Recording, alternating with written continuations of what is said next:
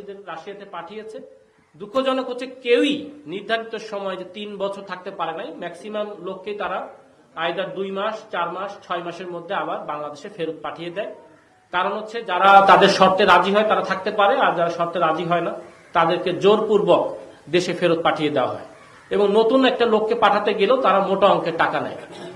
আমাদের তদন্তকালে আমরা জানতে পেরেছি যে রাশিয়ান কোম্পানি সমস্ত খরচ নিজেরাই বহন করে, অর্থাৎ যিনি যাচ্ছেন তার কাছ থেকে তার কোনো অর্থ ব্যয় হওয়ার কথা নয়। কিন্তু প্রকৃতপক্ষে ভুক্তভোগীদের কাছ থেকে এই চক্র জনপ্রতি 6 থেকে 8 লক্ষ টাকা নিয়ে থাকে। কিন্তু এই সমস্ত টাকাটাই কিন্তু যে কোম্পানির সাথে তার কাজের চুক্তি সেই কোম্পানি দিয়েছে বলে আমাদের তদন্তে আমরা পেয়েছি।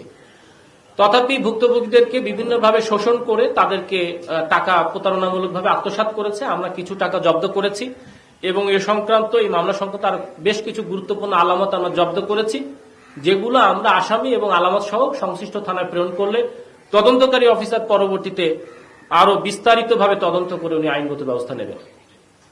আমাদের এই চক্রের যেহেতু রাশিয়াতে একটি সিন্ডিকেট আছে, সেই সিন্ডিকেট সম্পর্কে আমরা তথ্য সংগ্রহ করছি এবং তাদের বিষয়ে আমরা পরবর্তীতে আইনগত ব্যবস্থা নেব। আপনারা জানেন যে ট্রান্সন্যাশনাল ক্রাইম বা আন্তর্দেশীয় অপরাধ আমাদের একটি মৌলিক কাজ। যখনই কোনো অপরাধ দেশের প্রান্ত ছাড়িয়ে বিদেশে চলে যায় আমরা সেই কাজটাকে অত্যন্ত গুরুত্বের সঙ্গে নেই এবং যে কোনো